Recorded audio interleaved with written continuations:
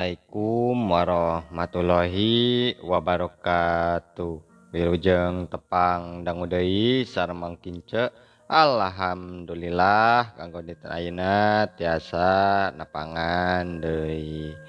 Setaacana dipedar ieu cariyos simkuring nganuhunkeun kana tos like, komen sareng subscribe-na nya hatur nuhun. Atuh di mana wae ayeuna mugia dipaparinan kasehatan sareng digampilkeun dina milari rezekina amin. Masih nyarioskeun akibat muja ka jurig bagian ka 23 nya ieu karya Mang Nyalira sanaos basajan oge mudah-mudahan janten hiburan. Kumaha lajengna ieu cariyos mangga urang kawita. Kitu geningan aya Kang Adang. Nah, jadi dia Kang, cek Mang Diman bari song munjungan ku Kang Adang di tampanan malah Ujang Rosid jeung Jang Soni oge nurutan munjungan. Anya ieu kuring saha eta teh jiga Mang Diman geuning. Mohon ya kuring pendiman. Nah, bet sarira sami aya di dieu. Kumaha di lembur aman? Cek Mang Diman nanya deui lantaran can dijawab pananyana nu mimiti tadi. Alhamdulillah Mang. Aman lembur mah aman. Ngantuh si Bibi jeung Nyi Salamah salempangeun. Dedepeun deui dumeh tiwangkit kamari duk danget ayeuna. Nah, amang teh tacan mulang-mulang bae ka lemur. Kitu tah Mang, nya kunaon atuh? Aya naon deui di dieu teh?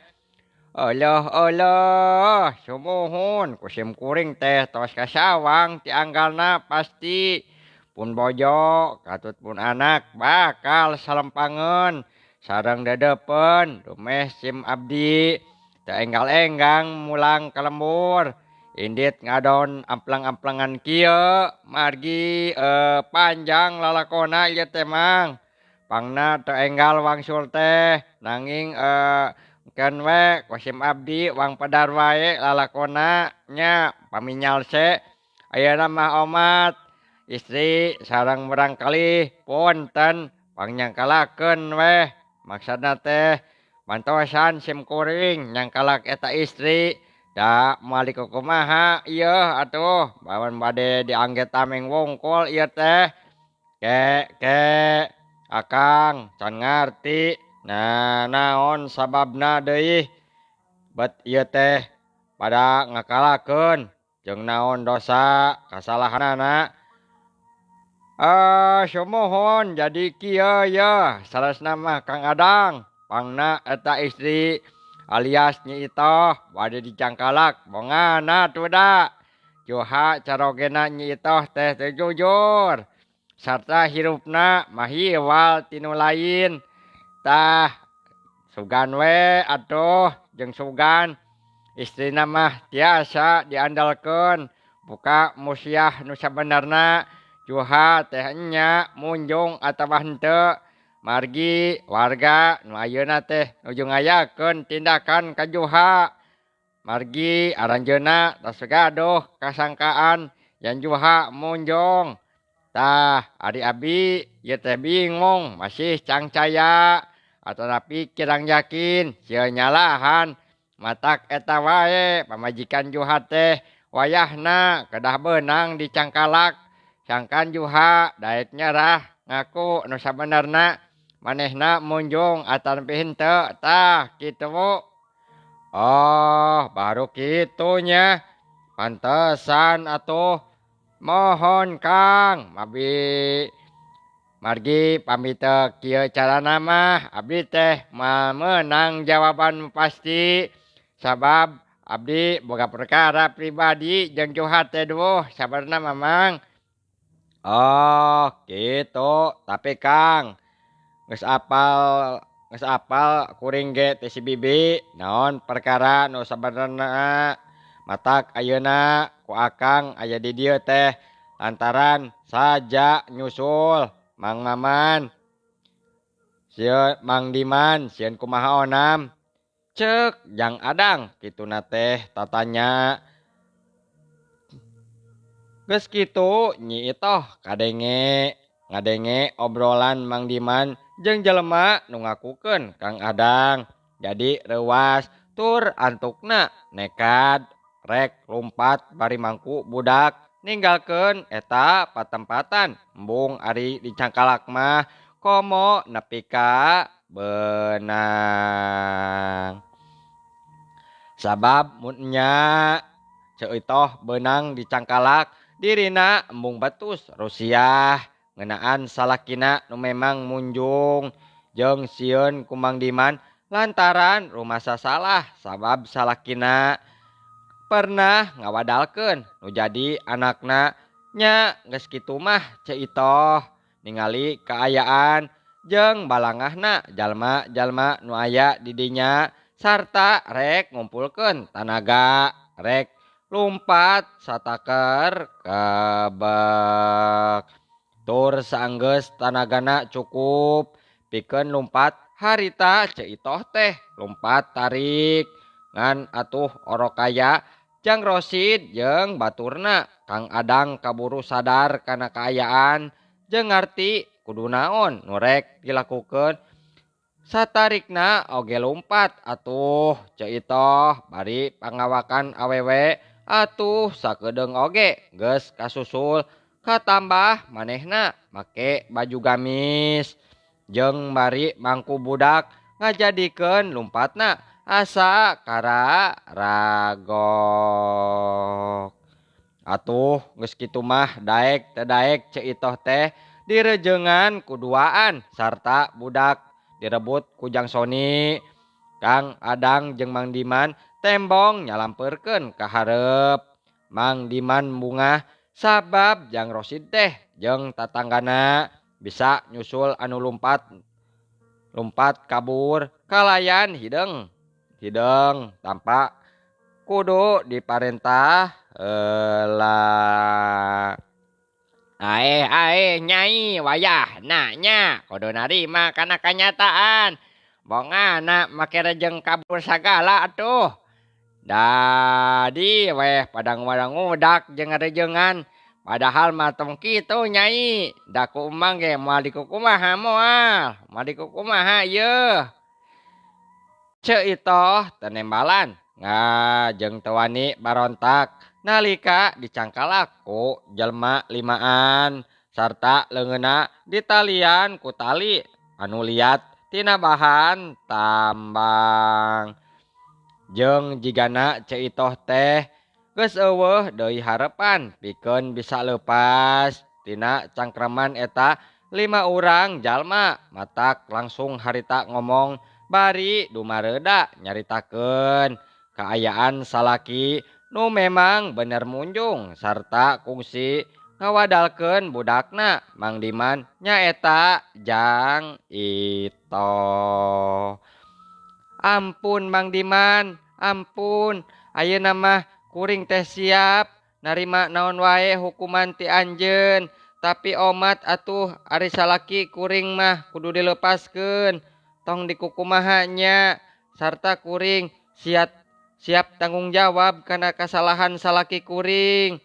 Salaki kuring memang nya munjung ka Bagong sarta geus loba nu ngawadalkeun korban kolot budak malah mah budak Mang Diman oge Jang Ito maotna teh diwadalkeun ku salaki kuring ka para lembut kitu tah Mang.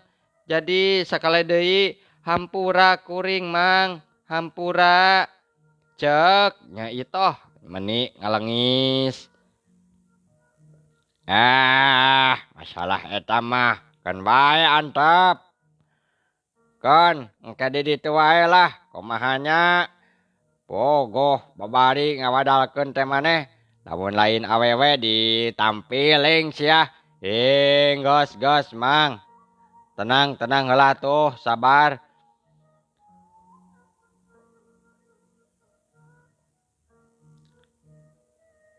Sedengkeun budakna tatara jalan bari jajaritan huntuna tembong semu nyangereng lantaran ambek kituna teh terus ngabalesat ka hareup rek ngarontok ka Mang Diman rek ngajamret jajantungna mun seugkeuna mah meureun dada Mang Diman teh bakal tobros sarta jajantungna coplok tumakaning perlaya tapi dina jarak sabaraha senti deui budak Ceitoh jajadian kena kana sasaran ngadadak budak teh mental deui ka tukang jauhna keranan aya kana 2 meterna katembrag ku hiji kakuatan nu bijil dina salirana Mang Diman. Ah, tolong, cek budak Ceitoh jajadian ngagedebut tarik pisan sorana kana lemah lir upama nangka nu asak lagrag tina tangkalna tapi aneh gening budak teh gancang ngorejat deui hudang kanyerina bangun teu dirasa awak budak Ceitoh jajadian ujug-ujug ngagedean sarta wujudna rubah jadi hiji sato anu sok sesegrok gedena meh saluhureun ti domba bulu-buluna rawun jeung warnana bodas semu kulawu panonna barolotot meh sagede pisin matak sawan nu nempokeun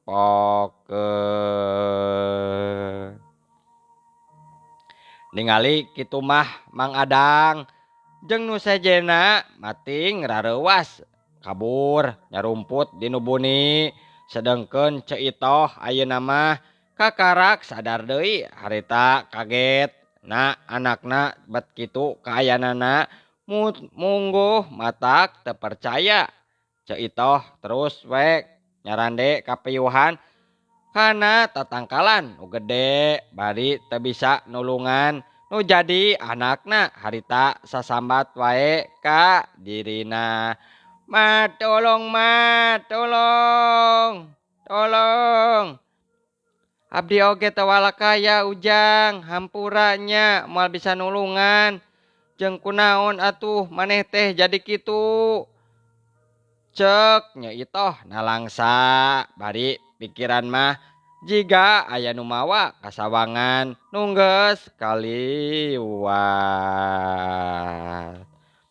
Kolebatan bari mawa pangaruh dina sirah nyeri nyanyautan lungleng sirah teh nya budak tengah jawab adon ukur kegerungan sarta ngarasakeun awakna jadi laleuleus tulang-tulang kabeh asa lalinu potong nya Ciitoh bingung tengarti kana keayaan kunaon anakna jadi kitu lantaran samar-samar wujudna jadi sakadang bagong ngagoler teu nyangigir teu bisaeun hudang padahal mah tadi waktu Ceitoh nyejeritan nyebut panas katingali aya haseup ipis ngebelesat ka Jomantara disusul ku sora ngajerit awewe ngelewung tari.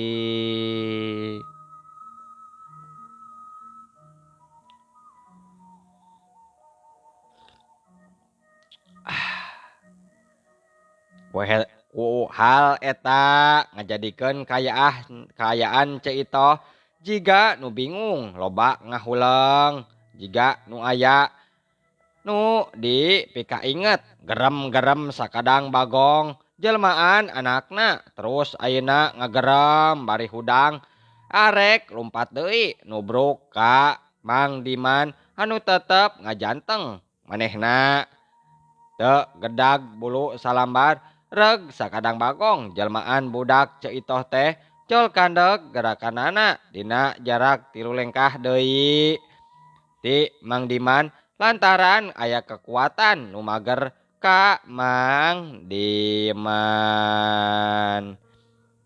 Geus kitu panona tembong moncorong hurung warna beureum sabab perasaanna keheul jeung panasaran lantaran ekna rajang kahalangan ku hiji kakuatan nu rosa bari teka tempo suku hareup ngajungkat ka luhur pikeun terus ngareweg leherna Mang Diman meureun da harita teh meuni jiga nu gemes pisan. Muhun Mang Diman yang direweg ku Bagong cenah muhun Mang Diman cager. Aya wae nya mah. Tapi Mang Diman mah tetep bae tenang teu kapangaruhan ku eta kaayaan. Malah anjeunna mah kalayan tenang ngangusap suku sato. Jelmaan budak ceuitoh jajadian meuesan ngusapna oge. Tapi kajadian saterusna mah bener-bener luar biasa hebatna bangsa eta sato diusap sukuna jug-ujug ngagedebut kana taneuh sarta ngagulitik kapal lebah ceuito.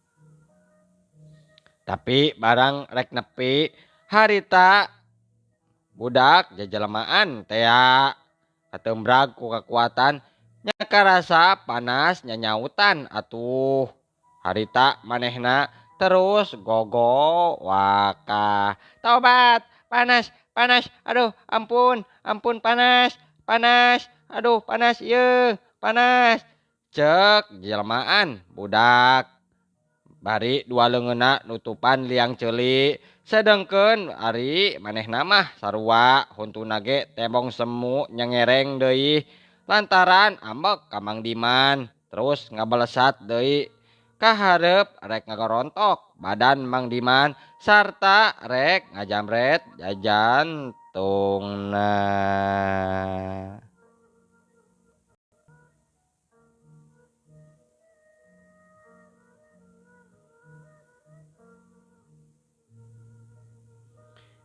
Geus kitu kaayaan imahna jadi pating ngaribut warga anu ngomong aya kabakaran oi kabakaran imah saha tuh oh geuningan imah coy itu kabakaran aya tulungan atuh sok kamarana yeuh coy itu teh yeuh kuring teh yeuh nulungan pangna nyamperkeun oge nulungan kumaha maksudna ieu teh tuh imah geuning pada ngantep kabeh pada ngantep kajen kahuruan kumaha ieu teh ye kuring teh nulungan ka euceut teh nulungan lain ngajak nyingkah di tempat jeung sabab bahaya deui keun ari soal imah mah tong dipikiran engke oge bakal aya gantina jeung tong leutik hate atuh ceu alah teu ngarti teuing nya ka aing teh kana maksud maneh imah aing teh tuh deuleu kahuruan euy eueuh nu mareuman daleka kabeh oge maneh ieu kaayaan gara-gara maneh ngahaja nyeun kaributan biadab sia kabeh cek nyi itoh nyarekan kanu aya di dinya bari panonna mah gular giler ka ditu ka dieu. Aena ari ceuitoh butku beunang dipikanya maneh teh ceu jeung dibelaannya aneh geuningan terus tunjung sia dasar teu uyahan nanaonan aing teh dipangku kieu sagala lesotkeun sia lesotkeun nanaonan kikieuan teh cicing atuh ceu da moal nanaon cek nya itoh teu daek jempe noroweco bae kituna teh nyarekan Kang Otang anu mawa manehna ka tempat panyumputan terus di cageun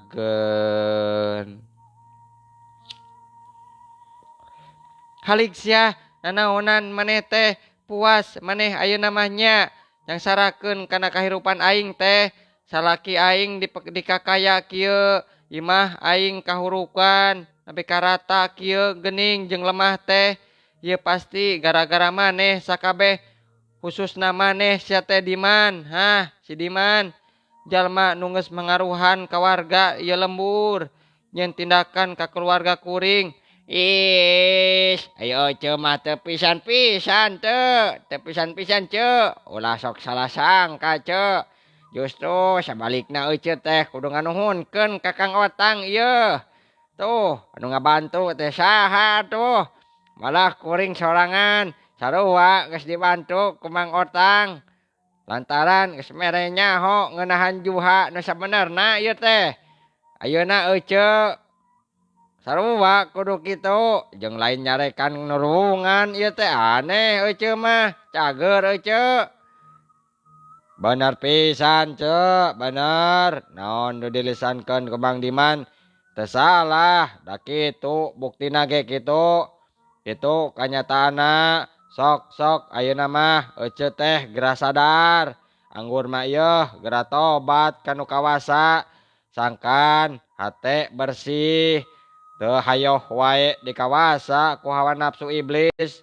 anu salila ieu nyanding dina diri euceut jeung ieu wayahna kudu ikhlas harta banda imah leungit sabab ieu harta teh anu kapimilik ku euceut ayeuna hasil menang nyegik ta teh mutlak haram anggap wae ta teh hukumannya supaya hirup euceut leuwih ati-ati jeung kudu kuat iman ku ayana ieu pangalaman teh kudu jadi pembelajaran ce itoh katembong ngahuleng kitu ngalenyapan caritaan ka Kang Otang dipikir-pikir memang nya manehna beungharna ku cara muhit ka bagong siluman haram tangtuna oge harta nu gede salila ieu nu dipika milih.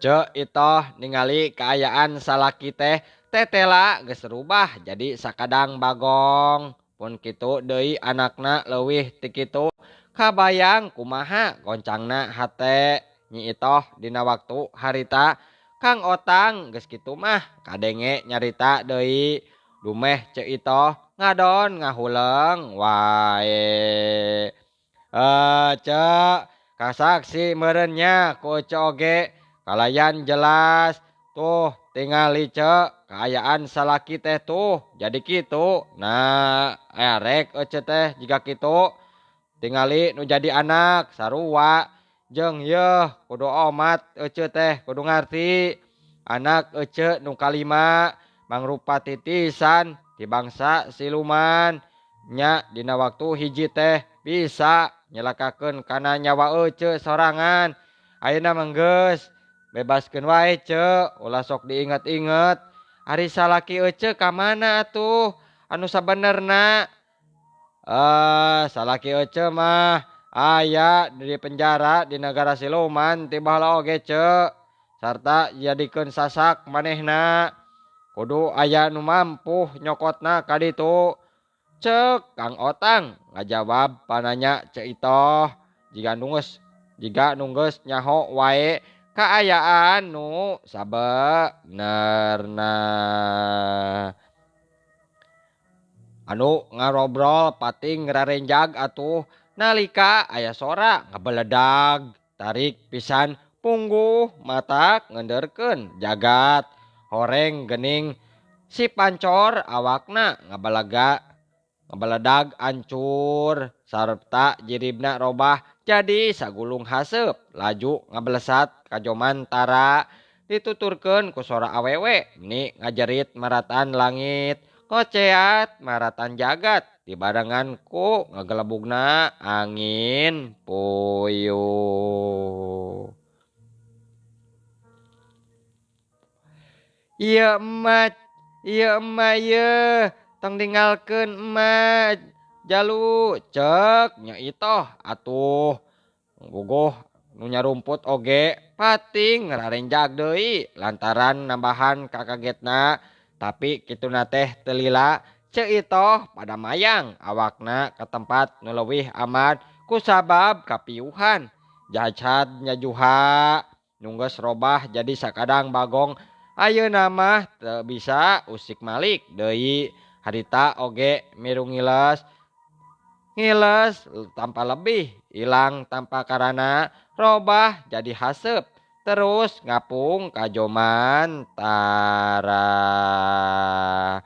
Alhamdulillahirabbil alamin cek Mang Diman ngucap syukur kanu agung wireh dinget danget ayeuna anjeuna dipaparinan kaunggulan sareng kasalametan. Nempok kitu warga lembur nu nyarumput gancang wae muru ka Mang Diman jeung sabatur-batur bari diantarana wae bari munjungan ngajak sasalaman nya Kang Otang ngadenge harita cumarita ngabrehkeun kabungah hatena alhamdulillah salira aya dina kaunggulan sarta siluman-siluman nuntos ngareksak emutan katut paripolah manusia mangsa usaha kucara muja teh kiwari mah parantosir namang nya alhamdulillah kitu deui kanu sejena milu bagja kuring oge sabab tetela geningnya masih dipaparinan kasalamatan sok sanajan diantara orang aya jadi korban nuhun nanging abdi teh henteu nyangki gening tiasaan gening Mang Diman ngajantenkeun abdi sadaya salamet tina marabahaya teu sapertos nu lainna. Alhamdulillah memang kudu kitu meureunnya jalana tapi kan bae lah ulah sok dipikiran teuing leres kitu Mang abdi kalintang prihatina ieu teh ku Ceu Itoh abdi teh sabarna teh masih keneh emut ka anjeunna abdi teh lamun dipercanten mah raka abdi dina hal ngalap ilmu ngalah babagan agama kalih susuci di pasantren tapi tenyangki Ceu Itoh bakal kagedebrus kana kanistaan ngadanna ge jalema pasti wae aya salah aya bener aya salah geus papasangan aya beurang aya peuting tah kitu jalma ge sarua nya atuh mudah-mudahan wae Ceu Itoh teh tiasa kembali kana jalan anu dideui ku Allah kitu tah geus ayeuna mah urang marulang wae kadayana nya kunaon kitu Mang enya tuh geus peuting jang waktosna cenah kaburu seep ieu teh duh aduh muhun nya Kang Otang cenah kaburu seep waktosna insyaallah enjing atanapi pageto tiasa diajengkeun deui dina seri ka-24 mangkince ngahaturkeun wabillahi taufik wal hidayah wassalamualaikum warahmatullahi wabarakatuh.